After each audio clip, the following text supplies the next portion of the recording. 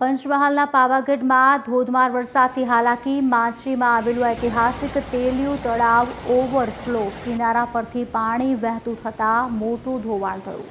ધોવાણના કારણે તળાવ કિનારાને મોટું નુકસાન થવાની ભીતિ। સતત પાણીના પ્રવાહથી તળાવની પાળ તૂટી જવાની સંભાવના। તળાવની બાજુમાં જ મુખ્ય રસ્તો હોવાથી મોટી દુર્ઘટનાની ભીતિ।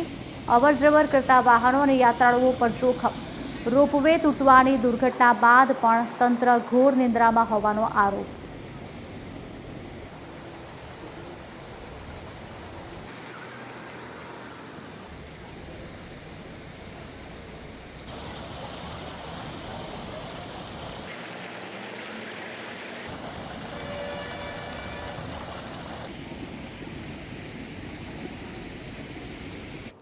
સુપ્રસિદ્ધ યાત્રાધામ પાવાગઢની ઐતિહાસિક ઓળખ ગણાતા એવા મુખ્યત્વે 3 તળાવ આવેલા છે। છાસિયું તળાવ, દૂધિયું તળાવ અને તેલિયું તળાવ। આપને દ્રશ્યો બતાવવાનો પ્રયત્ન કરીશ। આ તેલિયા તળાવના દ્રશ્યો છે કે જે તળાવના હાલ જે તળાવનો જે વધારાનું પાણી નીકળવાનો કોઈ રસ્તો બનાવવામાં નથી આવ્યો, પરંતુ વધુ વરસાદને લઈ તળાવ સંપૂર્ણપણે ઓવરફ્લો થઈ ગયું છે। એટલે કહી શકાય કે જે તળાવનો વધારાનું પાણી છે જેણે ઓટોમેટિક પોતાનો રસ્તો બનાવી દીધો છે। આપને દ્રશ્યો બતાવવાનો પ્રયત્ન કરીશ કે આ જે પાણીમાં છે તે તળાવ ધોવાની સાથે સાથે માટી પણ ધોવાઈને આવી રહી છે। એટલે ચોક્કસથી કહી શકાય કે તળાવ ધોવાઈ રહ્યું છે, તળાવની પાળો ધોવાઈ રહી છે।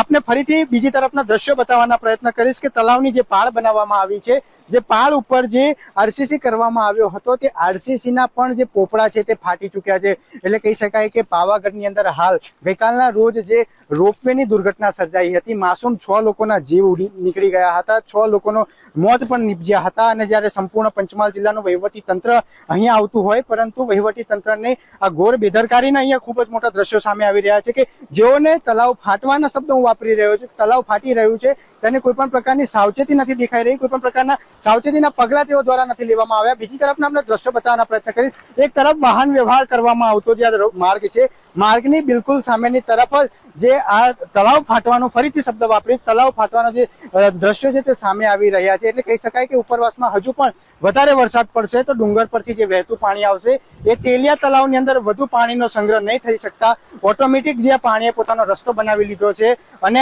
હાલ તો અત્યારે પાણીનો માર્ગ ઓછો છે, પરંતુ વધુ વરસાદને લઈ આ માર્ગ વધી જશે અને આ રસ્તા ઉપર પણ પાણી ફરવાની બહુ મોટી દુર્ઘટના સર્જાવાની જે શક્યતાઓ છે તે હાલ વર્તાઈ રહી છે। જોવાનું રહ્યું ઊંઘતા તંત્રને ક્યારે ધ્યાન આવશે અને મોટી દુર્ઘટનાની રાહ જોતું હોય તેવું હાલ પંચમહાલ જિલ્લાનું વહીવટ તંત્ર લાગી રહ્યું છે। પાર્થ પંચાલ, TV13 ગુજરાતી, પાવાગઢ, પંચમહાલ।